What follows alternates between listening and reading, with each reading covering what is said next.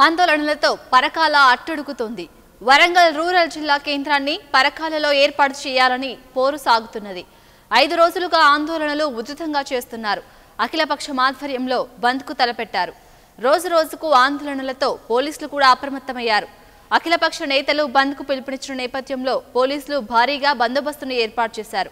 పట్టణంలోని పలు కూడళ్లలో పోలీసులు మోహరించారు.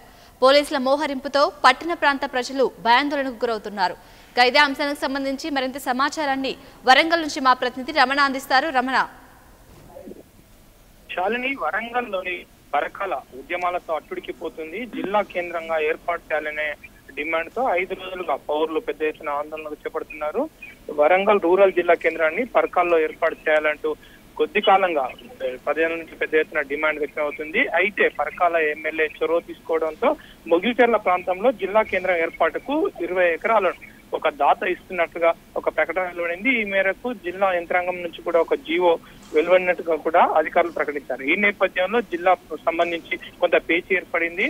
దీంతో పరకాలలో 5 రోజులుగా ఆందోళనలు తీవ్రంగా కొనసాగుతున్నాయి. అఖిలపక్ష కమిటీ నాయకుల ఆధ్వర్యంలో పరకాలలో పోరు సాగుతుంది. పరకాల కేంద్రంగా వరంగల్ రూరల్ జిల్లా కేంద్రాన్ని ఏర్పాటు చేయాలనే డిమాండ్ రోజు రోజుకు పెరుగుతుంది. 5 రోజులుగా సాగుతున్నటువంటి ఆందోళనలు ఉధృత రూపం దాల్చాయి. ఈ రోజు ప్రజలు అఖిలపక్ష కమిటీ ఆధ్వర్యంలో పరకాల బంద్కు పిలుపునిచ్చారు. పెద్ద ఎత్తున ఉద్యమాన్ని చేపట్టారు. ఈ రోజు ప్రశాంతంగా పరకాల బంద్ కొనసాగుతుంది. గత 4 రోజులుగా సాగుతున్న ఉధృతమైన ఆందోళన నేపథ్యంలో పోలీసులు ఒక్కసారిగా అలర్ట్ అయ్యారు.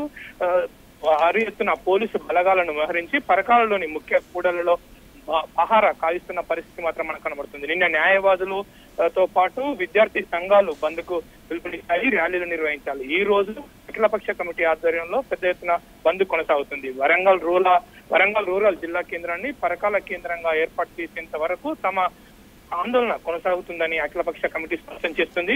రోజు రోజుకు పెరుగుతున్న ఆందోళన నేపథ్యంలో పోలీసులు కొంత ఆందోళనకు గురవుతున్న పరిస్థితి మాత్రం మనకు స్పష్టంగా కనబడుతుంది. రమణ, మరి అక్కడ బంద్ ఎలా కొనసాగుతుంది? అక్కడ ప్రస్తుతం పరిస్థితి ఎలా ఉంది? బంద్ చాలా ప్రశాంతంగా కొడుతుంది. వ్యాపార వాణిజ్య సంస్థలతో పాటు విద్యా సంస్థలు కూడా ఈ బంద్ లో భాగస్వామ్యం అయ్యాయి.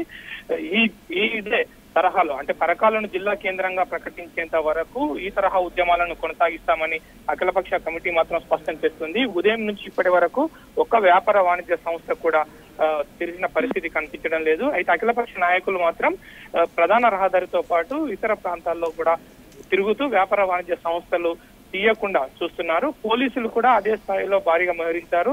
ముఖ్య కూడళ్ల వద్ద పికెటింగ్లు ఏర్పాటు చేసి బంద్ను పూర్తిగా పర్యవేక్షిస్తున్న పరిస్థితి మాత్రం మనకు కనబడుతుంది. Shalini, right, thank you Ramana.